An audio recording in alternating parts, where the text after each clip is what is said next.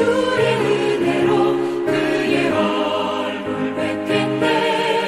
평화로운 안식처에서 영원토록 쉬겠네. 주님 주시는 참된 평화가 내 맘속에 넘치네. 주의 말씀에 거센 풍랑도 잠잠하게 되도다.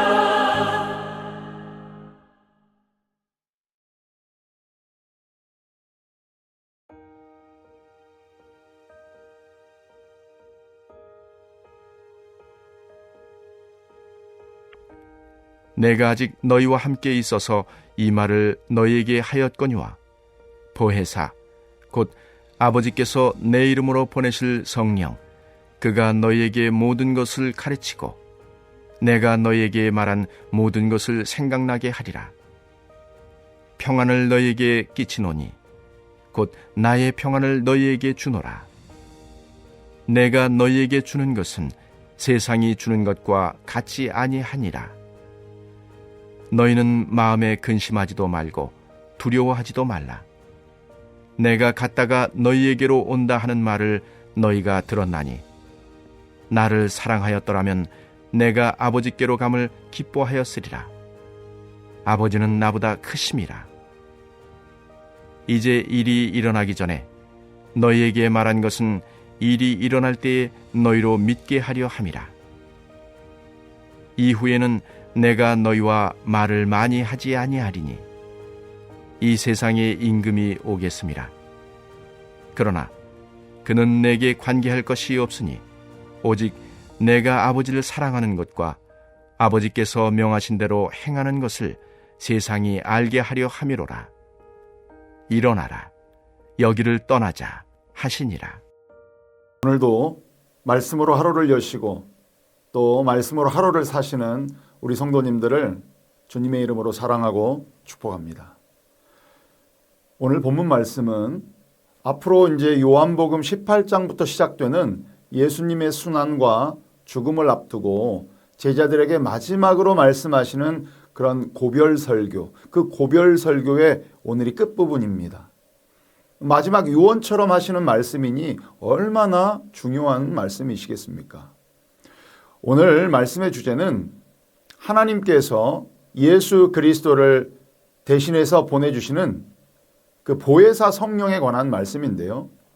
오늘 본문 말씀을 주님과 세상, 또 세상과 주님을 이렇게 대조, 비교하면서 묵상해야 본문의 의미를 더 깊이 이해할 수가 있습니다. 27절에 예수님께서 주시는 평안은 세상이 주는 것과 같지 않다고 말씀하셨고 30절에는 세상의 임금이 등장하고요. 마지막 31절에도 하나님의 구원에 대한 계획을 세상이 알게 하려 함이로다 이렇게 말씀하시면서 세상이 알 수도 또 세상이 줄 수도 없는 그리스도의 평화와 또 하나님 나라의 구원 사역을 대조, 비교하면서 강조하고 말씀하고 있는 것입니다. 여러분, 오늘 주시는 말씀을 통해서 정말 세상과 나는 간 곳 없고 오직 구속한 주만 보리로다. 이 찬양의 가사처럼 주님만 바라볼 수 있기를 간절히 소망합니다. 아멘. 지난주에 소통으로 유명한 그 강사 있죠. 김창옥 씨. 그분이 전북대 삼성문화회관에서 토크 콘서트를 했는데 제 아들이 감사하게도 저희 부부 결혼기념일이라고 해가지고 그 티켓을 끊어줘서 제가 그 토크 콘서트에 다녀왔습니다. 역시 명불허전이더군요. 아주 재밌고 매우 유익했습니다. 그분이 그 인간관계의 중요성을 굉장히 강조하면서 특별히 부부관계에 있어서 좋은 관계를 유지하기 위해서는 부부가 서로에게 무엇이 중요한지를 관심을 가지고 잘 알아야 되는데 많은 부부들이 중요하지도 않은 그 비본질적인 것에 마음이 현혹되어 있어서 공감과 소통을 못한다는 것입니다. 여러분, 마찬가지로 우리가 비록 세상 가운데 살아가고는 있지만 이 땅에 임한 하나님의 나라의 그 완성을 소망하는 우리도 하늘의 것을 바라보고 하늘의 것을 추구해야 하는데 세상의 것에 현혹되어서 주님과의 관계는 멀어지고 주님이 나의 삶을 통해서 무엇을 원하시고 바라시고 기뻐하시는지는 전혀 알지 못한 채 외면한 채 그렇게 살아가고 있는 것은 아닌가 생각하게 되었습니다. 요즘 대신방 기간이라 저도 이제 25교구를 맡게 되어서 신방하는 중에 제가 느끼는 것은 참 기도 제목 없는 가정이 없구나라고 하는 것입니다. 그리고 기도 제목의 대부분이요, 자녀들을 위한 기도이고 또 자녀들이 주님께로 돌아오기를, 그 예배가 회복되기를, 주일날 안식일을 잘 지키고 믿음 생활을 잘 할 수 있기를 그렇게 놓고 간절히 기도하는 부모님들의 기도 제목을 보았습니다. 세상은 더 일해라, 벌 수 있을 때 더 벌어라, 물 들어왔을 때 노를 저어야 된다, 돈이 있어야 행복하고 안정된 직장과 높은 지위와 명예와 권력이 있어야 그래도 평안하게 살아갈 수 있다라고 현혹하고 있습니다. 우리는 이러한 세상의 가치와 세상이 이야기하는 그 행복의 기준에 마음을 빼앗기지 말아야 합니다. 오늘 본문에서 주님께서는 우리와 언제나 함께 계시지만 주님이 십자가에 달리시고 부활 승천하시는 그 일이 있은 후에는 성령을 보내사 성령으로 함께 하신다고 말씀하고 계시고, 그 보내주신 보혜사 성령이 계속해서 우리의 삶 가운데 말씀해 주심으로 그 말씀을 통해 우리가 세상에 흔들리지 않고 세상에 지지 않도록 모든 것을 가르치시고 또 예수님께서 말씀하셨던 그 모든 것을 생각나게 하실 것이라고 이렇게 말씀해 주고 있습니다. 26절의 말씀을 제가 한번 읽어보도록 하겠습니다. 보혜사 곧 아버지께서 내 이름으로 보내실 성령, 그가 너희에게 모든 것을 가르치고 내가 너희에게 말한 모든 것을 생각나게 하리라. 아멘. 보혜사는 하나님께서 예수님을 대신해서 우리에게 보내주신 성령이십니다. 보혜사는 보호한다는 뜻, 특별히 사랑으로 보호한다는 분이다, 사랑으로 보호하는 분이다라고 하는 뜻을 가지고 있습니다. 영어로 보혜사의 의미는 상담자, 위로자, 중보자 등의 여러 의미로 번역되기도 하는데요. 원래 이 헬라어 보혜사의 파라클레토스라고 하는 이 단어의 가장 핵심되는 의미는 조력자라는 뜻을 가지고 있습니다. 예수님께서 떠나실 것을 말씀하시면서 제자들을 혼자 두지 않고 또 우리를 도와주시는 보혜사 성령을 보내실 것을 예언하신 것입니다. 하나님은 성령을 보내셔서 우리로 하여금 사명을 감당하기에 부족함이 없도록 우리를 도우신다라고 하는 것입니다. 혼자 내버려 두지 않는 분, 하나님의 사랑을 잘 알 수 있는 그러한 대목입니다. 어떤 사람이요, 자신이 이렇게 지나온 그런 과거의 인생의 발자취를 쭉 뒤돌아보는데, 그럼 지나온 그 흔적, 그 걸음마다 발자국이 남아있을 것 아닙니까? 그런데 뒤를 돌아보니까 그 발자국이 하나밖에 없는 거예요. 조금 원망의 마음이 들었다고 합니다. 아니 주님, 언제는 저와 영원히 함께 하신다고 말씀하셨고 성령을 통해서 나와 늘 동행하시고 도와주신다고 말씀하셨는데 내가 이렇게 지난 날을 돌아보니까 내 인생의 여정의 발자국이 하나뿐이네요. 저거 제 발자국 하나뿐이잖아요. 이런 마음이 들었다고 합니다. 그런데 그 발자국이 왜 하나였을까요? 그렇습니다.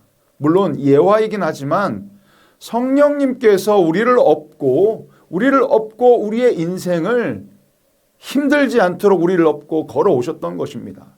그 내 발자국인 줄 알았던 그 발자국이 성령님이 우리를 업고 걸어오신 그 성령님의 발자국이었던 거예요. 어제도 오늘도 내일도 우리 보혜사 성령님은 우리와 함께 하십니다. 우리를 도우시고 우리를 승리케 하시는 줄 믿습니다. 할렐루야. 아멘. 주님은 이어서 평안을 제자들에게 약속하십니다. 우리 27절의 말씀, 이 말씀을 함께 다 같이 읽어보도록 하겠습니다. 평안을 너희에게 끼치노니 곧 나의 평안을 너희에게 주노라. 내가 너희에게 주는 것은 세상이 주는 것과 같지 아니하니라. 너희는 마음에 근심하지도 말고 두려워하지도 말라. 아멘. 여러분 잘 아시는 샬롬, 이 히브리어로 샬롬이라는 말과 헬라어로 에이레네라고 하는 말이 바로 평안이라는 말입니다. 샬롬, 주님의 평화를 빕니다. 라는 이 평화의 인사는 유대인들의 일반적인 인사법입니다. 그러나 본문에 나오는 이 예수님의 평화는 그 이상의 뜻을 나타내는 것입니다. 구약에서 평화는 메시아의 오심을 소망하는 그런 평화였다면 이제 신약에서의 평화는 평화의 왕으로 오신 예수님 그리고 성령님께서 진정으로 함께 하시는 평안인 것이고 이 예수님의 평화는 세상이 주는 평화와 다른 것입니다. 로마 제국의 첫 번째 황제인 이 아우구스투스는 평화의 제단을 세우고 마치 그의 통치가 평화의 시대를 가져오는 것을 과시하고 현혹시키려고 했습니다. 이 시기부터 소위 로마의 평화라는 말이 일컬어지면서 그 2세기까지 쭉 로마의 평화에 대해서 이어지게 되는데요. 당시 로마 제국 안에는 로마 황제가 그의 강력한 군사력으로 전쟁을 종식시키고 또 세상에 평화를 가져다 준다는 그러한 믿음이 유행했었다고 합니다. 그러나 예수님께서 주시는 평화는 이 로마 황제가 가져다 주는 평화와 달랐습니다. 로마 황제는 무력으로 이웃나라와 사람들을 제압하고 정복해서 자신들이 다스리는 것이 평화라고 여겨왔지만 예수님은 섬김과 희생으로 세상에 평화를 주신 것입니다. 평안을 너희에게 끼친다라고 하신 말씀은 여기에서 예수님께서 말씀하신 이 끼친다라고 하는 뜻은 헬라어 원어의 본뜻은 허락한다라고 하는 뜻입니다. 평안을 허락한다. 이것은 단순히 심호흡이나 명상이나 이런 것을 통해서 마음을 편하게 해주겠다라고 하는 뜻이 아니고요. 죄사함을 허락한다. 이것이 진정한 평안의 뜻입니다. 우리 주님이 주시는 평안은 잠시 있다가 사라지는 그런 안개와 같은 그러한 평안이 아니고 영원한 천국에서 주님과 영원토록 사는 평안을 말씀하고 있는 것입니다. 하나님께서 다스리시고 하나님께서 통치하시는 그러한 하나님 나라에서 누리는 평안이 진정한 평안인 것입니다. 슬픔도 고통도 염려도 근심도 걱정도 없는 그 하나님 나라에서 하나님과 함께 누리는 평안이 진정한 평안인 것입니다. 우리의 마음속에 성령님께서 계시고 성령님의 다스림과 그분의 도우심 속에 우리가 늘 거한다면 우리 마음이 바로 하나님 나라요. 우리가 사는 삶 속에서도 이 하나님의 나라를 경험하며 참 평안을 누리고 살 수 있는 것입니다. 우리에게 주신 평안은 세상이 주는 것과 같지 않다고 말씀하셨습니다. 여러분, 세상이 주는 평안은 무엇입니까? 있다가도 없고 없다가도 있고 그때그때마다 변하는 평화, 흔들리는 평안, 아침 안개와 같고 아침 이슬과 같이 그러한 사라질 평안, 이것이 세상이 주는 평안인 것입니다. 최근에 가수 송대관 씨가 소천하셨죠. 그는 쨍하고 해뜰날이라는 노래로 단숨에 스타가 되었습니다. 여러분 그 노래 잘 아시죠? 네. 꿈을 안고 왔단다 내가 왔단다 슬픔도 괴로움도 모두 비켜라 안 되는 일 없단다 노력하면은 쨍하고 해뜰날 돌아온단다. 그런 노래의 가사입니다. 쨍하고 해뜰날. 그러나 이 세상에 주는 평안, 이 쨍하고 해뜰날의 노래 가사처럼 송대관 씨는 사실 쨍하고 해 뜨는 날 미국에서 돌아와서 이렇게 성공했지만 아마 그의 인생을 돌아볼 때에 슬픔과 괴로움이 끊일 날이 별로 없었던 것 같습니다. 다행히도 그는 교회를 다니고 예수님을 믿고 집사님이 되어서 천국에 갔겠지만 세상에서의 부와 명예는 쨍하고 해뜰 날이 있는 것처럼 보이지만 그냥 쨍그랑하고 깨질 날도 있는 것입니다. 세상에 주는 평안은 오히려 근심과 두려움을 주는 것입니다. 주님이 주시는 참 평안만이 이 근심과 두려움을 사라지게 하는 것입니다. 오늘 본문 30절의 말씀에 등장하는 이 세상의 임금, 세상의 임금이라는 말이 요한복음에서 3번 등장하는데요. 이것은 사탄을 일컫는 말입니다. 그 세상의 임금이 내게 관계할 것이 없다라고 30절에 말씀하고 계시는데, 이 예수님의 말씀은 세상의 임금인 사탄이 예수님의 구원사에게 어떠한 힘도 발휘하지 못할 것이라고 말씀하는 뜻입니다. 사탄이 더 이상 어떤 식으로도 하나님의 구원 계획에 방해하지 못한다라고 하는 말씀입니다. 예수님께서 십자가에 달려 돌아가신 것이 세상이 볼 때에는 마치 세상의 임금, 그 사탄이 승리한 것처럼 보이지만 이것은 전적으로 하나님의 섭리와 주권 하에서 이루어진 구원 사역인 것입니다. 31절의 말씀에서 이 모든 일들이 하나님의 뜻 가운데, 그 명령 가운데 성취되는 것이라고 말씀하고 있습니다. 구원 사역은 세상이 어쩔 수 없는, 결국 하나님께서 승리케 하실 하나님의 역사인 것입니다. 할렐루야. 아멘.